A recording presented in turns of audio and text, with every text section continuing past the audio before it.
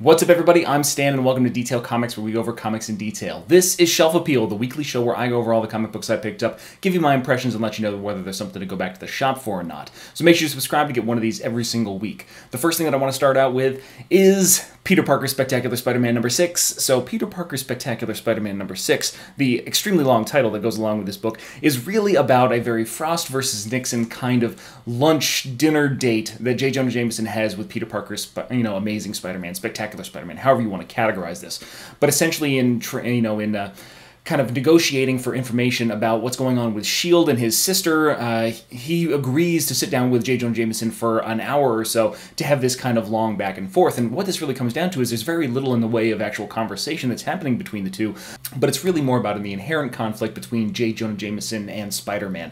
And this has been there since the beginning. You know, J. Jonah Jameson expresses admiration for Spider-Man and what he's done as a like an entertainer, and where he should have stayed, being an entertainer, not necessarily being a vigilante. How he's got this insecurity because of the masks, the person in a mask that kind of accosted him and this girl that he was seeing early on in his life. And then, what it comes down to is that Spider-Man's just like, hey, hold up on a second, man. I'm not just some sort of menace. You tried to kill me multiple times. You created the Spider Slayers. You created the Scorpion. It's like a lot of this is your own doing. When you became the mayor, you formed an anti-Spider-Man squad. Instead of becoming a better man and bettering New York City for your fellow New Yorkers and protecting the city, you just hunted me down. It is ridiculous. It's a vendetta, and it's all you have left. And this revelation leads to one of the most, I don't want to call it a selfless kind of action, but essentially Peter Parker gives up his most precious secret, which is his identity, to J. Jonah Jameson, one of the people that has, just condemned him repeatedly, spewed so much vitriol his way. It's really an odd turn. So I'm not sure if we're talking about, like, overwhelming emotions and Peter Parker just kind of gets into the sway of these things, especially since they're now related, like Aunt May married, Jonah's dad, and it's kind of crazy in that respect. But it's just one of those things where it's just like, I didn't see that coming, and I'm wondering how it's going to impact the overall Spider-Verse, like whether Amazing Spider-Man is going to take some cues from this or not. So it's going to be really interesting to see how that rolls out, because this is going to be kind of one of those whole continuity, isolationism things that I was talking about in my 7 Deadly Sins of Comic Books kind of video. It's one of those things where I'm not sure how it's going to go or where it's going to go, but it's got big implications one way or the other. So Peter Parker's Spectacular Spider-Man it's good. It's a very solid Spider-Man title. I'm still a bigger fan of Amazing Spider-Man Renew Your Vows, and the current Amazing Spider-Man by Dan Slott, 790, really set me up for a new one. So, they're all pretty solid at this point in time. If you're a Spider-Man fan, I could recommend it.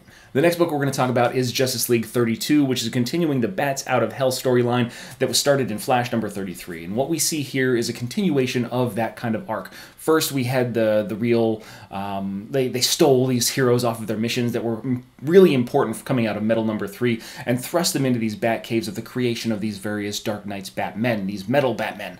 And we've got, the Red Death is inside an hourglass, and he's got all these kind of gnarly cars that he can build in seconds. You got the Drowned underneath Amnesty Bay, and she's converted Mera into this kind of demonic sea beast that's, like fighting and biting at, Aquaman's neck, trying to kill him himself. And then you've got, Hal Jordan's doomed in the darkness of the Dawnbreaker, and then you've got Wonder Woman fighting Batman Ares. And they decide to, no contest of weapons here. He's just going mano a womano, I guess, if you want to call it that, and then, just physically brawling and that kind of thing.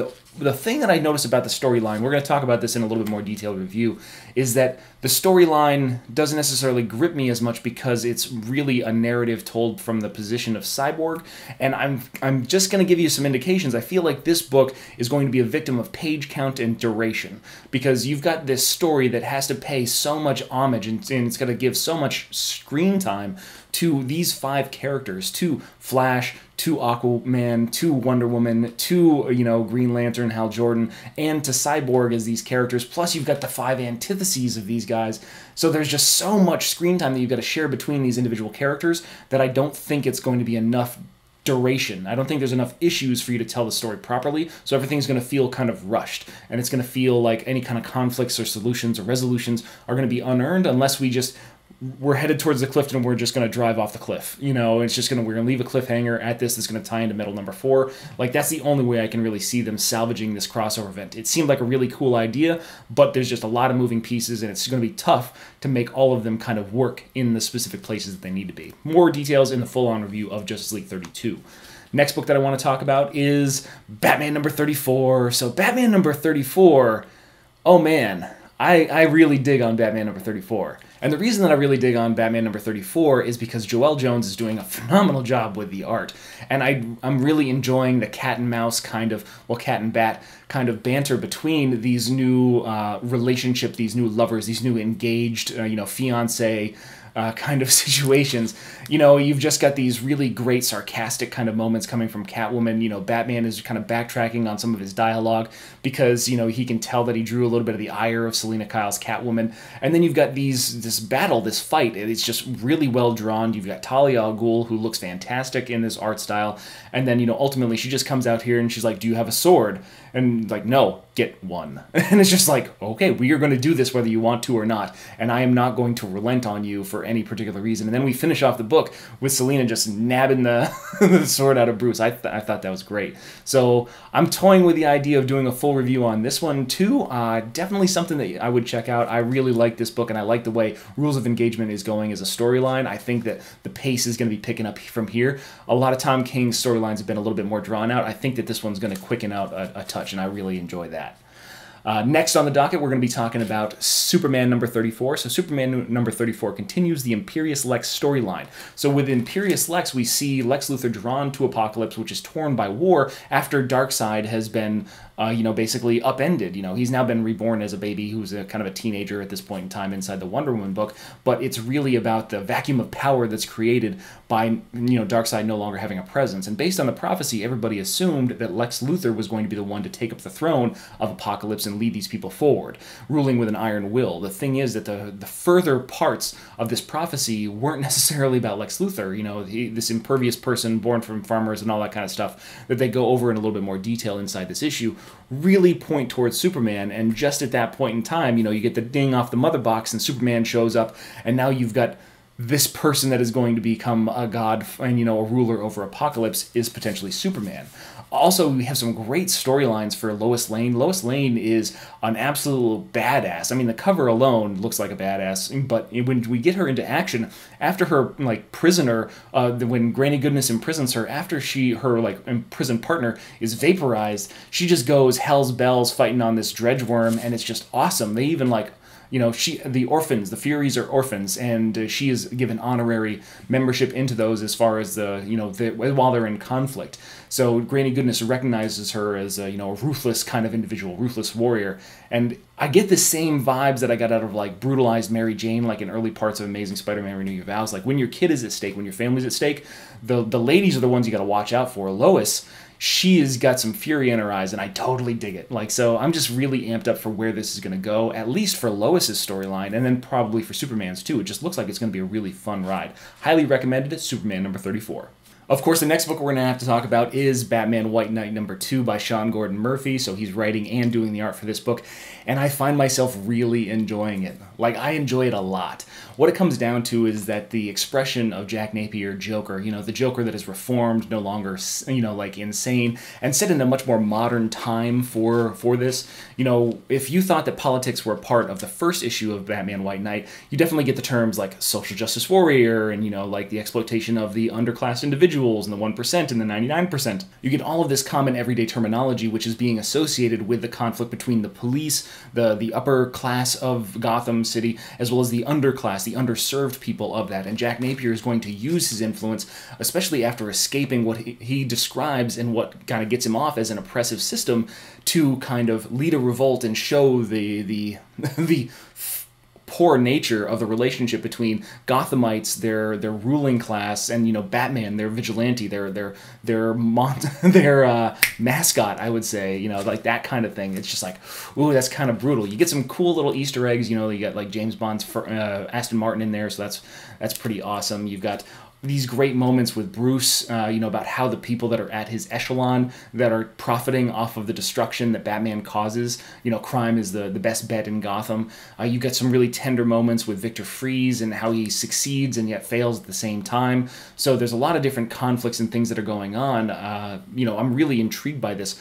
But hands down, one of the best scenes has to be with Harley Quinn. And you have to wonder, is this reality or is this psychosis? Because if it's reality and some sort of random cheerleader Harley Quinn came and took, the original's place after he got too demented and he fell too in love with Batman, wanting to be too close to him, jealous of Robin, and we don't know the results of Jason Todd. Like, are we still talking psychosis when original Batman animated series Harley Quinn shows up and takes him home?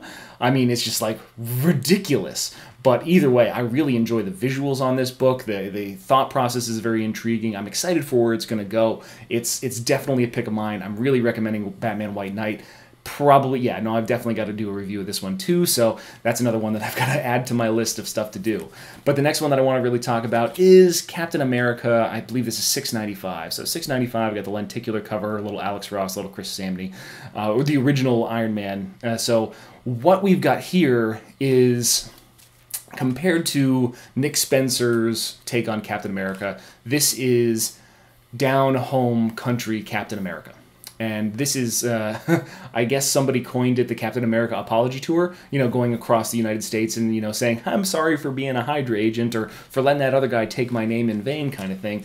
But if you're looking for a quintessential, simplified Captain America story coming in, kicking Nazi ass or the equivalent of Nazi ass in this day and age, and saving the people and receiving that kind of adoration, I think that it's a great place to start off on. So it gives you a very different flavor than what Nick Spencer's Captain America or Steve Rogers' Captain America really did.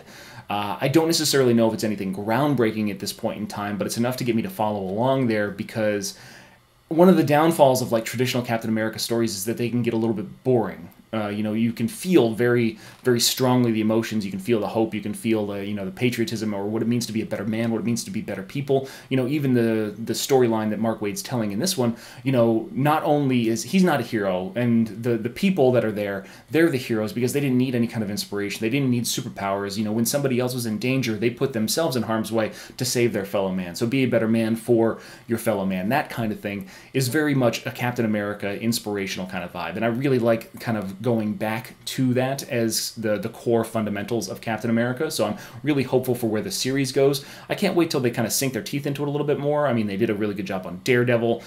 So it's just one of those things where I'm looking forward to the developed Captain America after they get a few issues in. So that's what I'm really excited for. The thing is that the last book that I want to talk about is the big book of the week, and that is Batman the Devastator #1. So Batman the Devastator kind of does what the Merciless did. Really, this is about continuing on the plot line that is currently going on inside DC's universe. So we deal with the Devastator as he's kind of, bringing the Anti-Monitors, tuning fork back towards Gotham, back to Challenger Mountain, and then we get mixed in backstory, current story, one day ago kind of story as these things kind of unfolded. So this is taking place in a really odd sense because the timelines are a little skewed. Let me break it down for a second. The beginning of this book takes place after Superman is jettisoned through the Phantom Zone into the Dark Multiverse. And then we immediately flash back to a day ago where we get an interaction with Lois Lane, Jimmy Olsen, and then they're talking about, how all these things have been happening, how Washington, D.C. just fell, those kind of things. And then we get the interaction between Bruce Wayne from the Dark Universe and Lois Lane, get infected with the Devastator virus, and then kind of move things forward. Then we also get a flashback further to when Devastator was created because of a conflict on Earth -1, which is the inverse parallel of Earth 1. So, when we're talking about like Wonder Woman Earth 1, Superman Earth 1, which has like 3 volumes to its graphic novel, Batman Earth 1, those kind of things. And we see Clark taking up the role of a destructor. He is going through and he's devastating everybody. He is laying waste to the entirety of humanity, and I don't necessarily know what kind of causes this at this point in time, but Batman is there. He's the one that stands alone. All of their friends, according to Clark, all of their friends said, if we were to ever go one-on-one, that you'd be able to take me. And he's just like, I could just look at you with half a glance and you'd be dead, Batman. What would you ever do against me? And that's when he injects himself with the Doomsday virus, and then creates the beast that is Bruce Wayne, Bruce Wayne's intellect, Bruce Wayne's cunning, and matches it with the powers and strengths of Doomsday, and then he destroys Superman. full review on Batman the Devastator because I think that it's just a little bit more kind of, you know, it's got a bunch of different moving parts. You know, you got Tony Daniels' art, which is fantastic. You've got the plot, which was written by Frank Thierry, and then you've got the words that were created by James Tynion. So there's a melding of a bunch of different things. So it's a question of, did too many cooks spoil the soup, or those kind of things. But I'm going to get more into that in my full review. So those are my comments and those are my thoughts on everything that came out this week that I picked up. But I want to know what you guys grabbed too, and I want to get an idea of what you guys think. So hit me up in the comments down below and we can start that conversation. As always, if you like what you see, hit the like button. Don't forget to hit subscribe to get more news, reviews, and commentary on comic books, comic book movies, comic book TV shows and games, and anything and everything inside the world of comics.